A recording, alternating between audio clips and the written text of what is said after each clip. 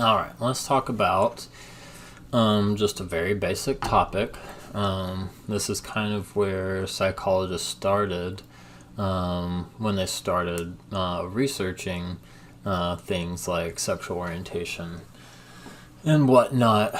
So, there's a journal you could look up, Journal of Homosexuality, and things like that. This is kind of where we started, was just assessing in society, like what amount of people are actually homosexual, bisexual, and things like that. So, because as we talked about mostly during the first chapter, religion and even some governments and whatnot being so against the LGBTQ population, that this is a very interesting topic, because in some societies, in some cultures and whatnot, a lot of people are driven to secrecy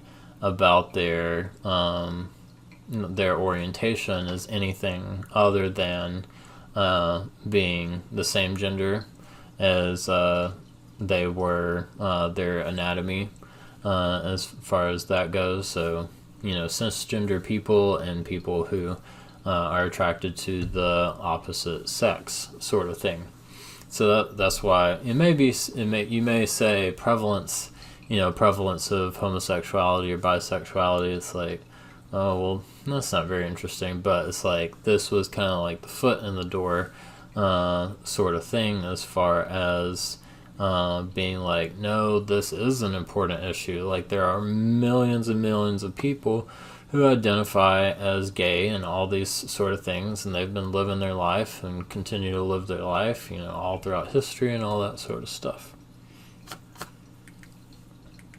All right, so you can break it down into, let's start with people who are exclusively attracted to and engage in sexual behaviors with people who are the opposite sex. So as far as women, that's about 94%. 94% of women, and I think I'm sure the studies have been done pretty worldwide, but I think these statistics mostly come from the United States. So we'll say about 95% of women in the United States identify as heterosexual. Side bracket, remember, this doesn't mean that they've never engaged in any sexual behavior with another woman or someone who identifies as non-binary in gender.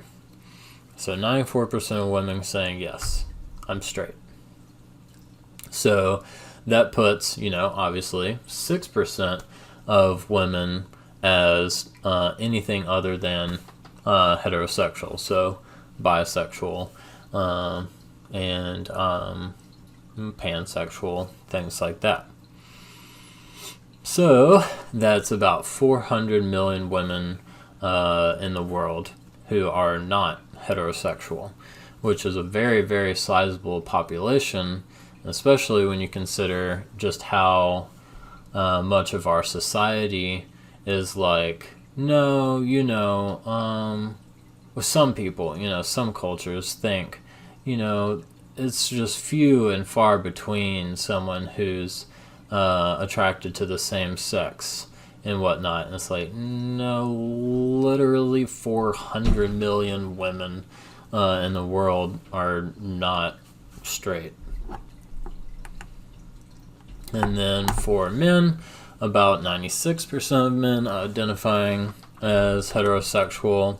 So that's about 300 million men who are not heterosexual. So very, very sizable population there.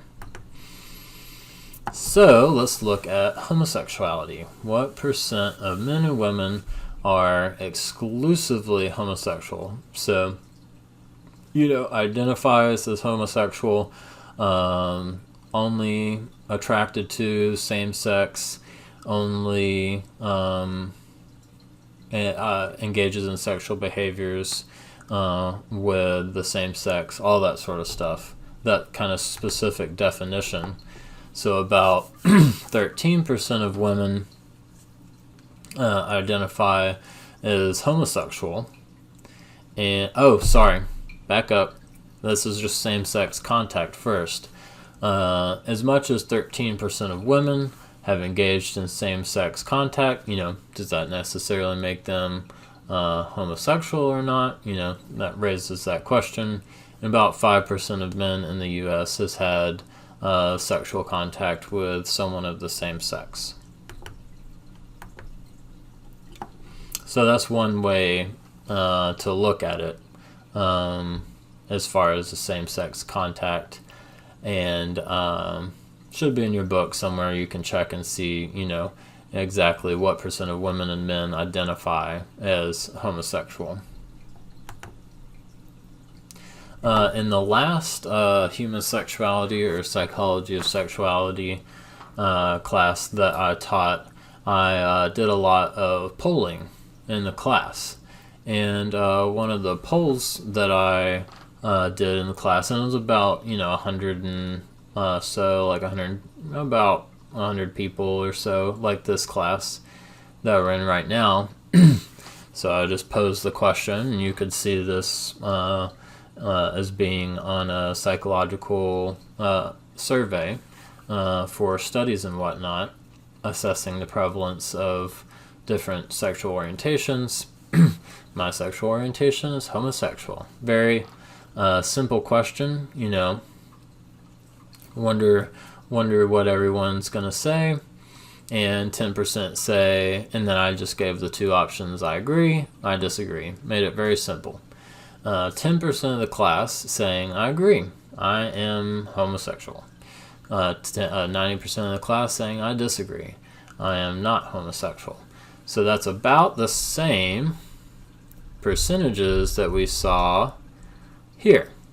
About 95% of people identifying as heterosexual. 90% of people about saying, I disagree, I'm not homosexual. So that kind of explains, that's a little interesting tie there. It's not so much that the class is really all that different from the general population. And then about 10% of people saying that they are homosexual. It's important to note that look at only about 70% of the class responded. It was an anonymous poll, an optional poll. So it's just important to note this is the raw data here that I used to get these percentages. And so, it had been interesting for me to pose the question, a scale saying my sexual orientation falls within the LGBTQ plus group. Getting a little more specific here on understanding our statistics and whatnot. So, I went back, do I not have the raw data on this? I don't think so.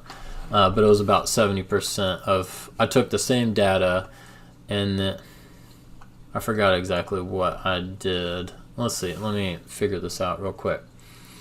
So same class that I polled before, and people who identified as exclusively heterosexual was about 40% of the class. And then when I polled, do you identify as lesbian, gay, or bisexual, over 30% of the class saying that they fell within that group. So quite a bit of diversity there, and good to think about. So let's talk about Alfred Kinsey's scale. So he devised this scale to assess, previously everyone thought that it was normal and that everyone's straight, everyone's heterosexual. And then it's like, well, okay, maybe there are homosexual people out there and whatnot. So you're either like gay or straight. Those are the options. And then Kinsey comes along here and he's like, well, maybe sexual orientation is on more of a scale, a continuum. So what we would ordinarily categorized as homosexual would be a 6 according to his continuum. Exclusively homosexual, no heterosexual contact at all. 6. Full blown. And then opposite end of the continuum, exclusively heterosexual with no homosexual inclinations at all. A 0. And then let's look at 3. Equally homosexual and heterosexual. Very, very bisexual. But what's interesting about this scale is the 1, 2, 4, and 5. So let's look at 1 first. We talked about actually, let's talk about 2 first. So we talked about heteroflexibility. Predominantly heterosexual, but more than incidental homosexual inclinations and activity. That would be a pretty good definition of someone who is heteroflexible. Let's look at 4. Predominantly homosexual, but more than incidental heterosexuality. That's pretty homoflexible. And then, 5 and 1 are a little bit more, let's look at 5 first. Mostly homosexual, but just a little bit of heterosexuality. So, mostly attracted to the same sex, but still, kind of attracted to opposite sex and engaged in some behaviors there and whatnot. And then vice versa for 1. So a good activity for you to do is just to kind of mentally put yourself on the scale and be like, where do I fall as far as sexual attraction goes?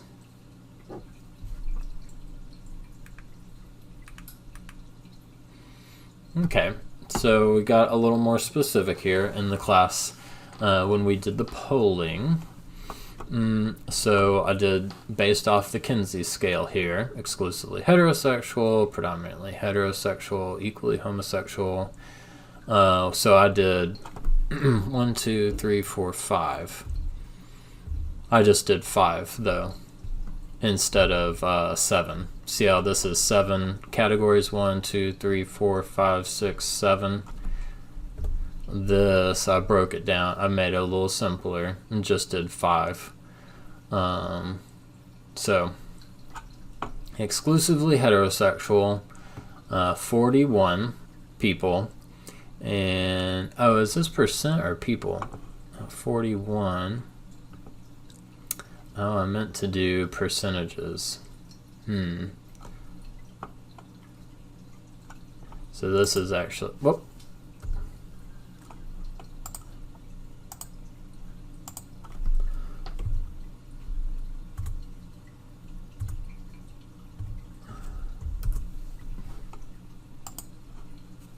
So this is number in the class. So exclusively heterosexual. As far as all the people who answered, 41 people in the class answered yes, I'm only heterosexual, not attracted to the opposite, same sex at all. Let's look at exclusively homosexual. So only attracted to the same sex and no attraction at all to the opposite sex, 4 people in the class.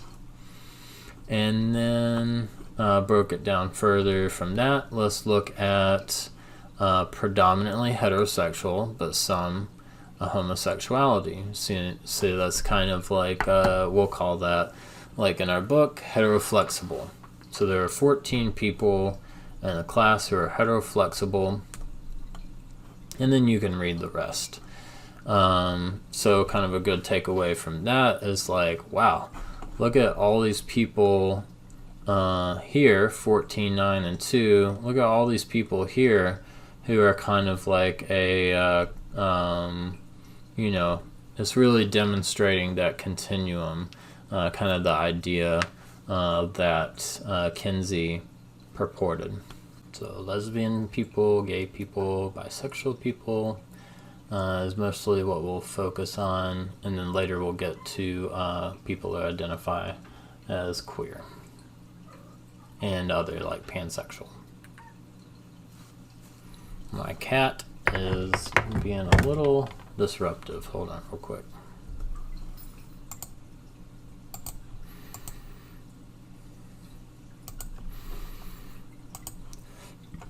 My cat is very hard to catch, but I got her. Put her upstairs. Okay. Sexual minorities. Let's talk about homosexuality first. So, a little more on prevalence rates. At least in 2011, Natural Survey of Family Growth, someone very organization, very reputable, good at science, all this sort of stuff. Of course, there have been surveys after that, but at least at that point, I think this is people who live in the United States. About 1% of women who identify as homosexual, and about 1.7% of men identifying as homosexual. But remember that interesting point about, is this the same as same-sex contact? So when you ask people questions, you ask people, do you identify as homosexual? 1.1% of women say yes. And then when you say, asking women, have you ever engaged in any sexual activity with another woman, the percentages just spike. And it's like a whopping 13% of women have had same-sex contact.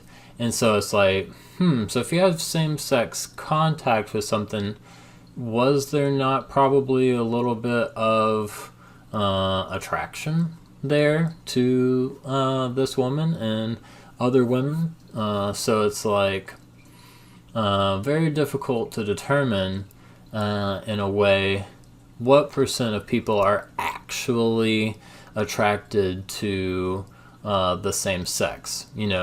Like a pure definition of homosexuality, or I guess it could be, bisexuality in this case, if they're also attracted to people of the opposite sex.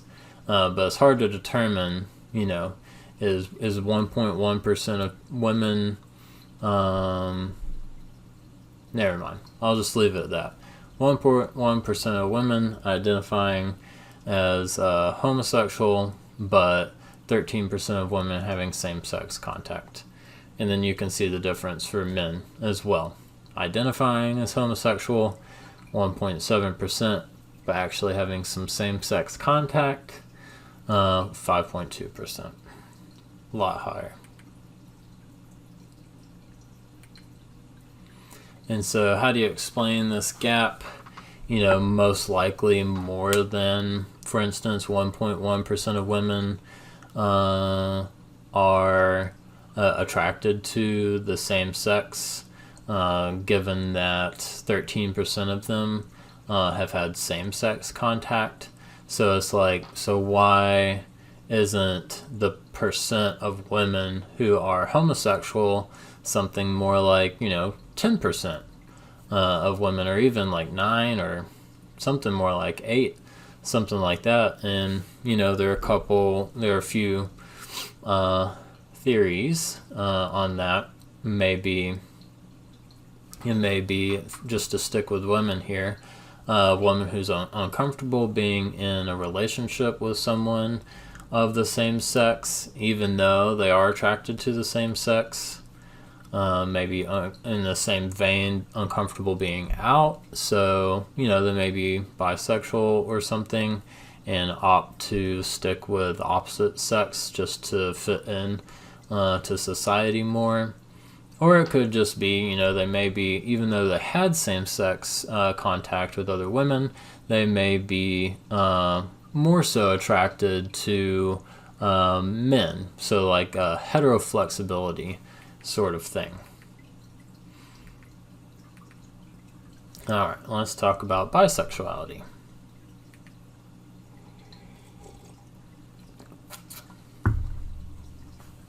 Basic definition, attraction to men and women.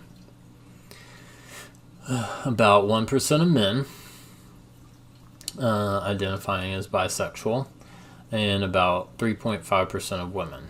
So back here, homosexual, 1.1% of women, 1.7% of men. Then bisexual, a little less than those, but around the same thing.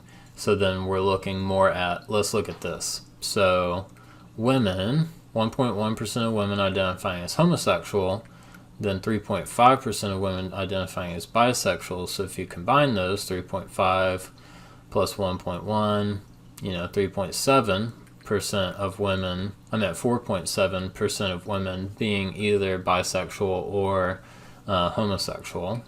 So think about it like that. As far as research been done on people who are bisexual, it's been shown that they are less likely to be open about being bisexual, even compared to people who are homosexual. And I think that may be just a product of our culture right now, saying, oh my gosh, it's just so hard to keep track of sexuality these days and stuff. Back in the day, everyone was just either, everyone was straight, and then all these people starting to be gay and stuff, and that's enough to keep up with. And so all these people who are attracted to their same sex or opposite sex, not necessarily telling other people that, because they're too overwhelmed with how nuanced sexuality is getting. Oh, it's interesting that people who are bisexual have higher sex drives. That's interesting. That's an interesting little line of research there that someone could have done a research paper on. And then it's important to note more women, as you see, identify as bisexual than men. Good to know. And and research shows that bisexual people are not only judged by heterosexual people as being fickle or indecisive or all these sort of things, also judged by some people in the homosexual community as the same thing, fickle, not making your mind, and this kind of belief in our society that everyone should be either homosexual or heterosexual. There is no in between. And it's all these millions of people who are bisexual are yeah, there is an in between. I'm attracted to both genders. Then asexuality, someone who's not experienced sexual attraction to anyone. We talked a little bit about this.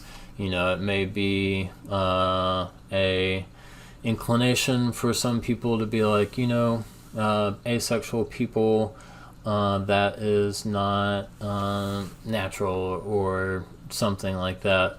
And research is showing that it's perfectly natural for all sorts of people to not be inclined to engage in sexual activity, at least with other people, maybe just by themselves, and not really attracted to anyone. It's not a deficit, flaw, anything like that. Natural variation in sexual orientation.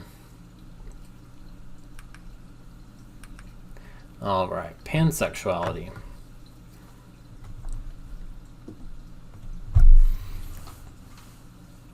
So let's just take one of these first. Let's take sexual attraction. Forget romantic love or emotional attraction for the moment. Sexual attraction is more about being attracted to the person themselves, regardless of how the person whom you're attracted to identifies their gender and whatnot. So they may just happen to identify as a man, happen to identify as a woman, happen to identify as non-binary.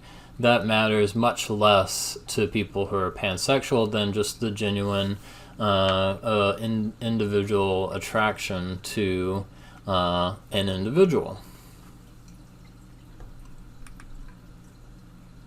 So the idea that people are more than their gender, their identity as a person, who they are, is much more to do with other things than it is their gender identity.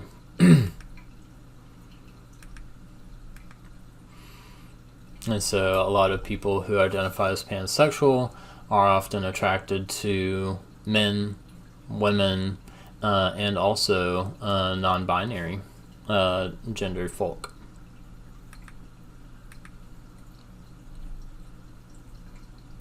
I thought that was...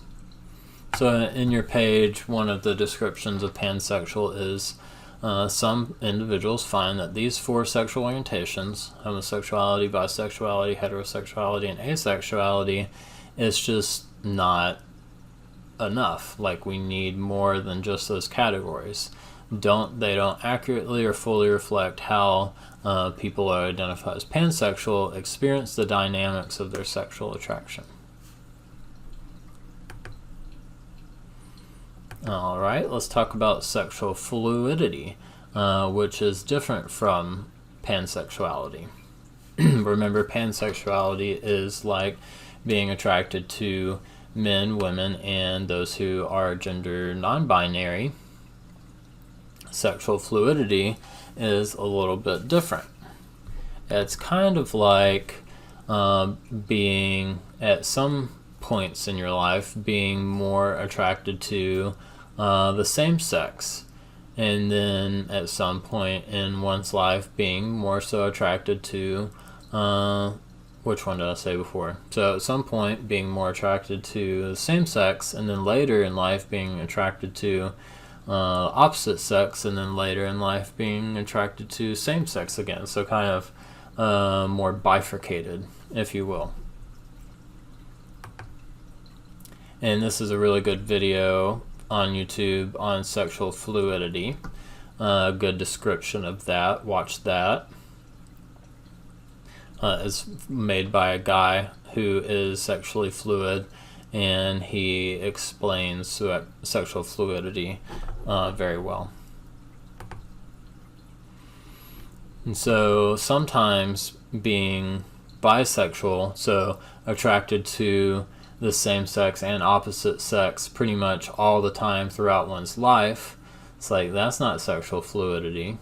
And then always sexually attracted to men, women, and non-binary folk, pansexual doesn't fit as well. It's another sexual orientation.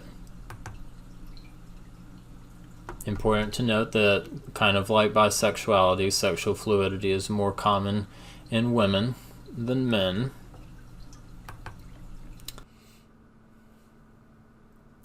Development of sexual orientation.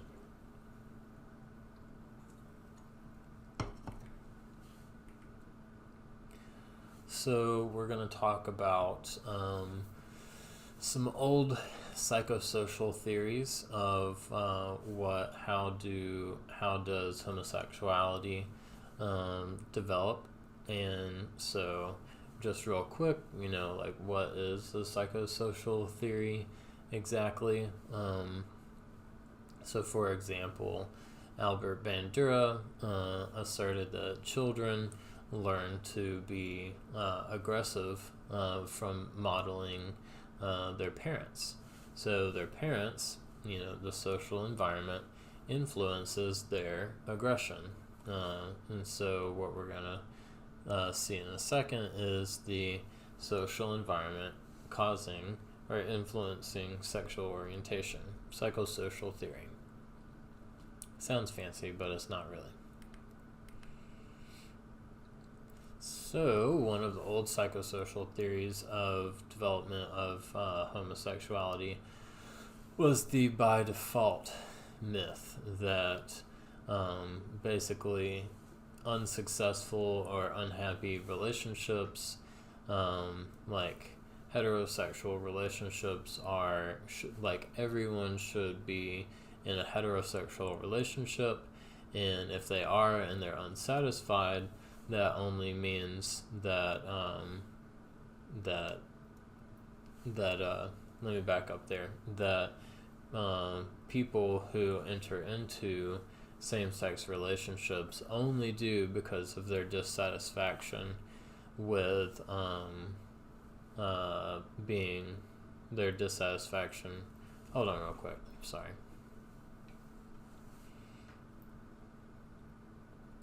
That they're basically unsatisfied with their heterosexual experiences, and that turned them homosexual. Of course, we know that is not what determines sexual orientation, but it was a common myth that was held by a lot of people. And then there's another myth, psychosocial theory myth, the seduction myth, that young people, especially like young boys and whatnot, being seduced into homosexuality by older homosexual people. And then Freud's theory is pretty outdated as well, saying that homosexuality was pretty much developed because of not developing properly. So he called it, and like if you look up Freud on the internet and do arrested sexual development in homosexuality, that's kind of the terminology that he used when talking about gay people. And so what he would consider a normal and healthy development is that, let's just say it's a boy identifies with his father, and then the boy gives up the mother as a love object, and then substitutes another woman later in life. And so that's the process that Freud thought that development of sexual orientation should work for boys, and but of course we know that is not very accurate.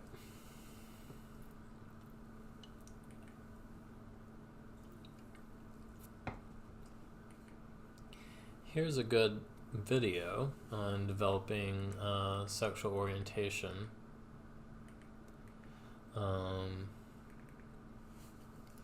And so watch it all the way through. It's a good video. He talks about how sexual orientation, especially that of homosexuality, seems to be related to prenatal levels of testosterone. The testosterone that's exposed to babies in utero. And so that's when you compare like the prenatal levels of testosterone of people who are heterosexual versus people who are homosexual. Homosexual people tend to have higher prenatal levels of testosterone. So that's like one piece of evidence that shows that sexual orientation is caused by biological type reasons.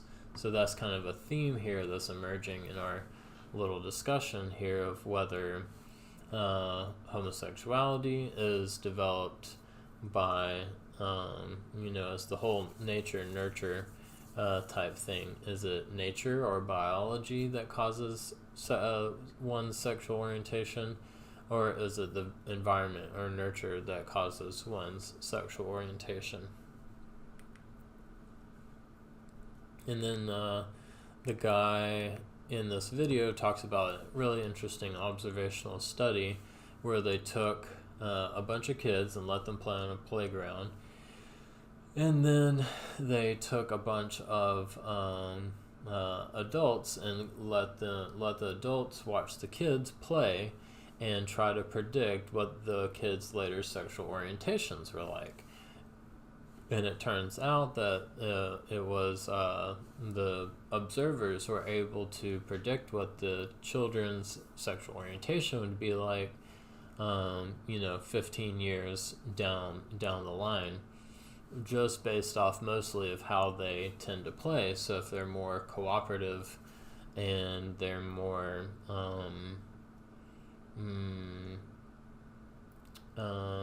especially he talks about like boys playing with girls more, and then not choosing not to do more of the aggressive play style and whatnot, that those boys tend to end up being attracted to those of the same sex later in life.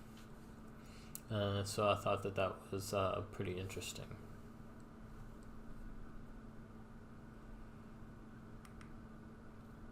So a lot of today is kind of focused, as far as sexual orientations go, is really a lot about like the development of homosexuality, and then specifically a lot of it has to do with like the development of homosexuality for men. So it's kind of what our book focuses on in chapter 9.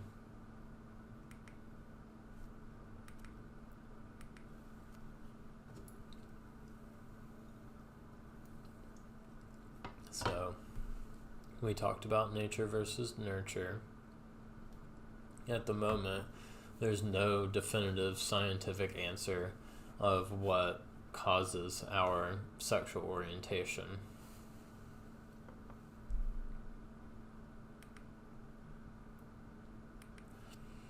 And for there to be like one single biological cause, like a single gene or something like that, it's highly unlikely that is the case.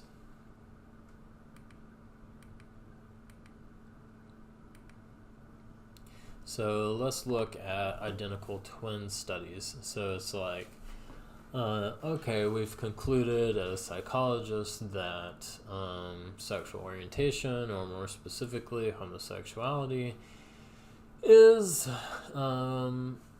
determined or developed by biology. It's mostly biology that causes our sexual orientation. And so how did we go about learning that? Well, in large part is because of these identical twin studies. So just a refresher on basic biology. Identical twins come from the same egg that splits into two, but it's the same egg, so monozygotic. And identical twins, just to refresh you, share 100% of their genes with their other twin, with their sibling, identical twin sibling. Fraternal twins, they share the same environment because they grow up in the same place in the same time, same parents and all that, but they only share 50% of their genes. So keep that in mind real quick, and we're going to continue talking about the identical twin studies.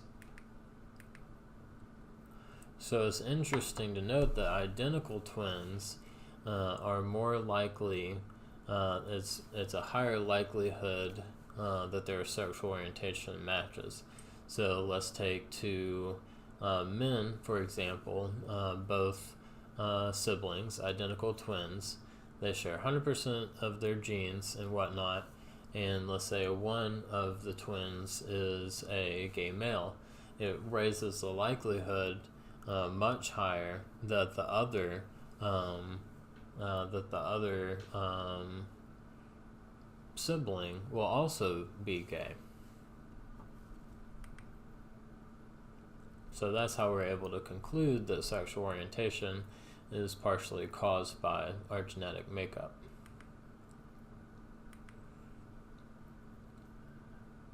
So even if you take identical twins who are separated at birth, so they're in different environments but still share the same genes, they're pretty likely to share the same sexual orientation. Pretty interesting. And so as far as like a statistic, if you wanted one, like a very specific statistic, if you take identical twins and like a male twins, and one of the siblings is gay, then 20% of the time in that circumstance, the other brother is gay as well.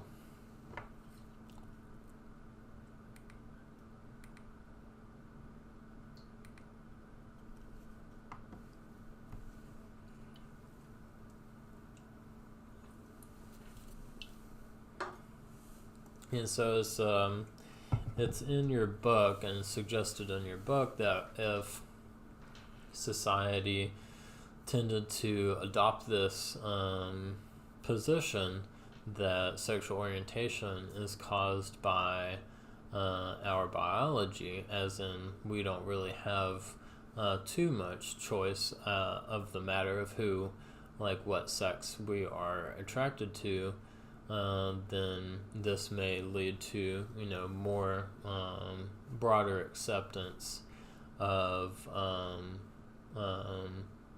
a variety of sexual orientations.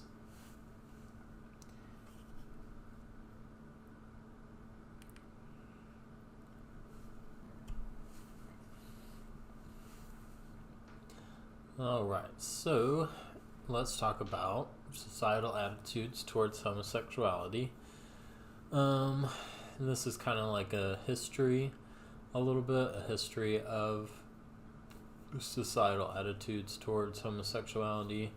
And in this section, especially if you identify as LGBTQ, then you may want to go through this like slowly or at your own pace, sort of thing, because a lot of it can be a bit hurtful, because we'll also be talking about homophobia as well. But I think these are important topics for us to talk about.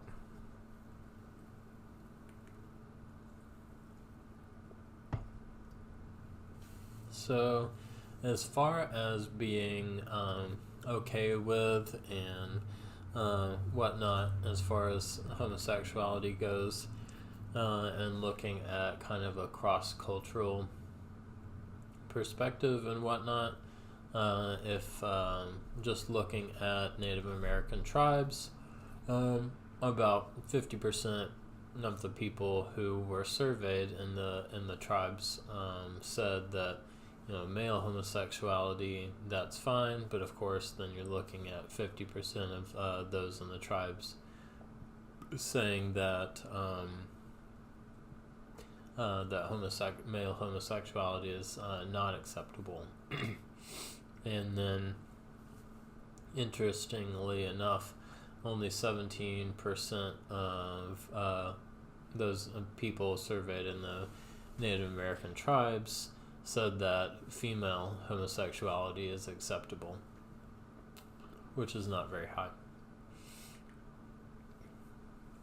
The United Nations passed a resolution saying that that no one could be discriminated against as far as based on their sexual orientation or their gender identity in 2011.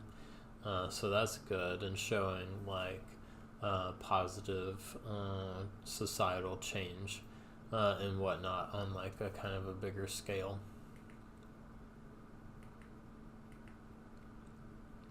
However, depending on which culture you look at, some are more affirming of LGBTQ people, and some are less affirming. So just looking at the Russian society and government, they lean a little more towards, studies show that they lean a little more towards not being very affirming of men who are attracted to men and have sex with men. So, for instance, when they had an iPhone statue in probably Moscow or something, and when the CEO of Apple came out as gay, the Russian government took that iPhone statue down. So it's just kind of like a just showing their stance on homosexuality. So most African countries, a lot of the Asian countries, Russia, like we were just talking about, Central Europe,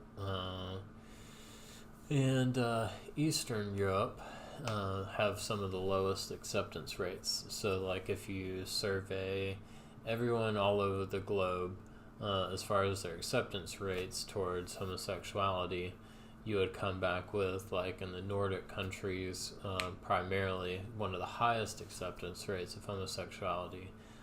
Canada, for instance, one of the highest acceptance rates, but a lot of these other countries, some of the lowest acceptance rates.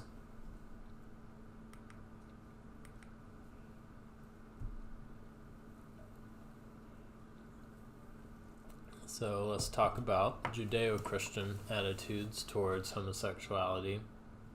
Judeo, remember, that's more the Judaic, like the Old Testament of the Bible, and Christians more, adherents of Christ of Nazareth and whatnot. Judeo is kind of the historical roots of Christianity and whatnot. So let's talk about their attitudes towards homosexuality as far as what's presented in our book. So around 350 AD, there's a lot of evidence showing that Christian emperors, think like Constantine maybe, and some other ones, actually put people, especially men who had sex with men, burned them and killed them for, just being gay and having sex with men. So this is kind of one of the historical markers of the Judaic Christian stance on homosexuality. So in Leviticus 20:13, that's in the Old Testament, this is where a lot of Christian proponents of being against homosexuality and whatnot, this is a big verse that they cite. If a man lies with a male, is with a woman, both of them committed an abomination, they shall surely be put to death, their blood is upon them. So this is kind of like a justification for violence against gay people, according to some Christians. More so currently, let's look at that. There's, pretty, still kind of divided. It's a pretty divisive issue amongst Christians. So the Pew Research poll in 2014 showing that about 50% of Christian adherents saying, homosexuality is a sin, people shouldn't do that, but then about 50% of that same crowd saying, no, actually homosexuality is okay, and they can be a Christian and homosexual simultaneously. So looking more at the Judeo-Christian attitudes, There are like certain Christian denominations that are especially affirming of people who are homosexual. So some of the Methodists, a lot of the Episcopal Church, Presbyterian USA, Quakers. There's a lot of people out there, religious people out there, who are accepting of homosexuality.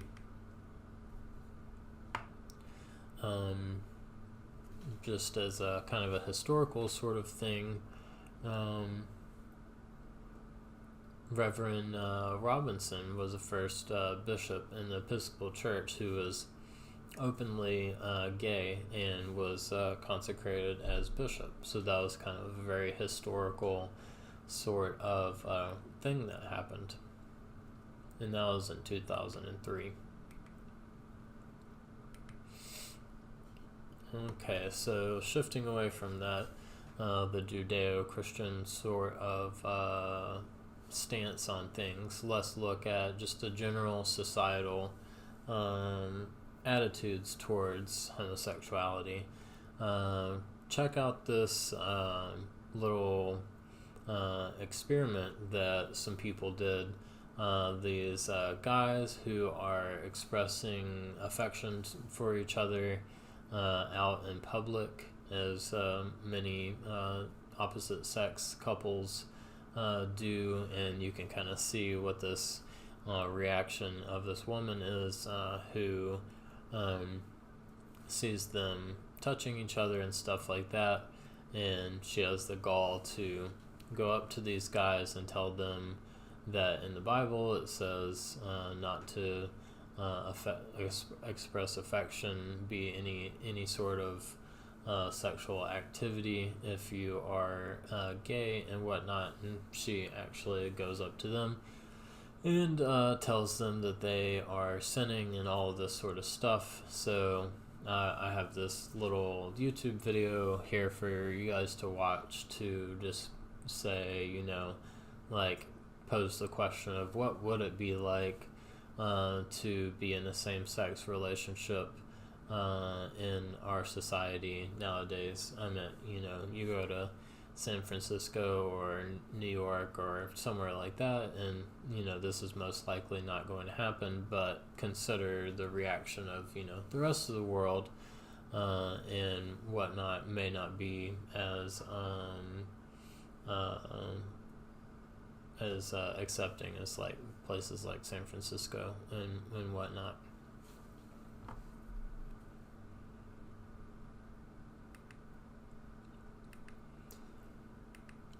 So this is from the section from your book, Shift from Sin to Sickness, early to mid 1900s. So from like before the 1900s, a lot of the societal attitudes towards homosexuality was saying, homosexuality is a sin and people shouldn't do it. If they do, then they're going to go to hell, all these sort of things. And then once we got to the early 1900s, mid 1900s, then it was like, well, maybe it's not a sin, I don't know, but it's a mental illness or something like that. And so, I don't know if that's necessarily progress, I would say, but it was a development nonetheless. And so this is probably one of the sections, like I was talking about, that's most emotionally difficult to get through as far as some of this information, really thinking back and, being with, thinking about these people who underwent all this atrocious type stuff. It is really hard to talk about. But surgical procedures, like if some people were found out to like men having sex with men, would be actually just like straight up castrated in different parts of the world and whatnot, like an actual surgical procedure. So you can just tell that society is like, well, I'm not gonna accept that some men have sex with with other men. So we'll just stop that right away by cutting off their genitalia. And it's like a very, very violent approach to controlling sexuality. If we had, one or two main themes in our class, it's that of our society being controlling of our sexuality.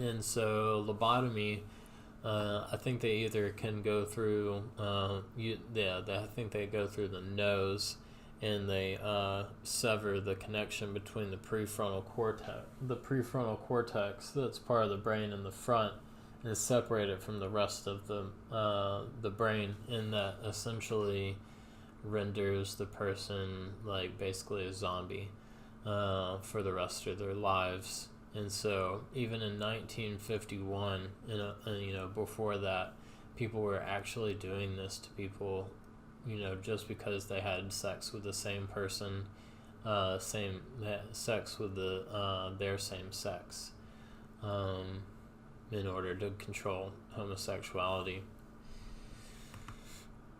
And some lighter things that were used to try to get people who have sex with their same sex, try to fix them in some way. Different types of therapy, different types of drugs and hormones, hypnosis, you name it. The gay population was, had to endure all of this for so long. In 1973, finally the APA removed homosexuality from the list of mental disorders. So really it wasn't until like 1973, at least in America, that gay people had a fighting chance as far as all of this goes. And now, so the APA had homosexuality within the DSM, the Diagnostic and Statistical Manual for mental illness and whatnot, and so advocated for their therapists and psychologists alike and whatnot to try to help these people not be attracted to people who are their same sex, and try to help them to be attracted to the opposite sex. And as you would imagine, this didn't work. But now there are therapy that anyone LGBTQ plus who needs any sort of psychological therapy, part of the therapeutic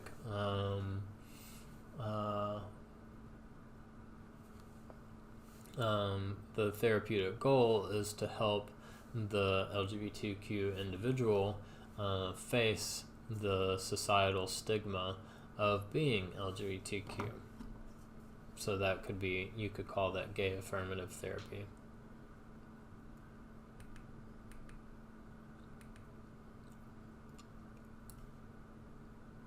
And so, in case you're unaware of what it's called, it's conversion therapy or sexual reorientation therapy. That some people still do this today. It's not advocated by the APA, but some people do it nonetheless.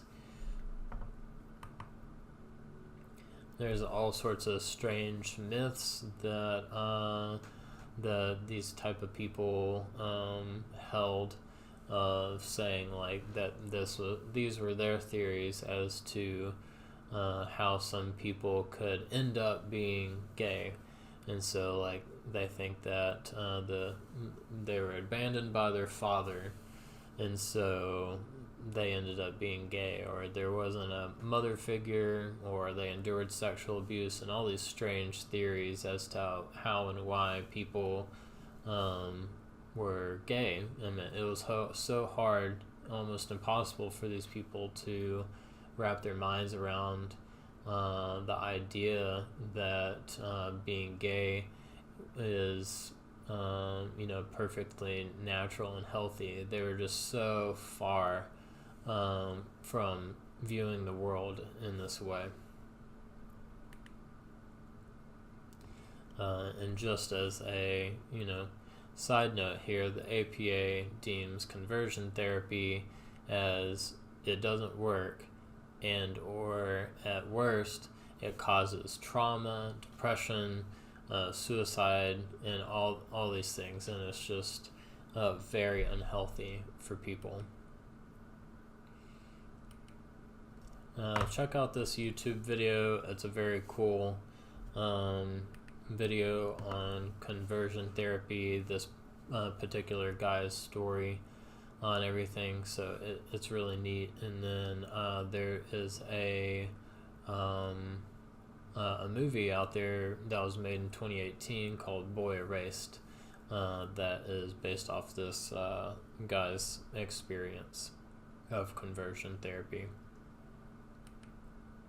And a lot of it is his story and like his parents and whatnot as well, and like how they came around to accepting him, their child. Here's another YouTube video I want you guys to check out. It's a really good video on how it can be very difficult for so many people to come out as LGBTQ, considering the history of the world and how vehemently against homosexuality the world has been for so long, including probably oftentimes one's parents and whatnot. And so this is a really good video talking about how LGBTQ folk, what their experience was like, deliberating up to the point of saying, yes, I am going to come out, and what was their coming out experience like, and everything. So let's talk about homophobia specifically.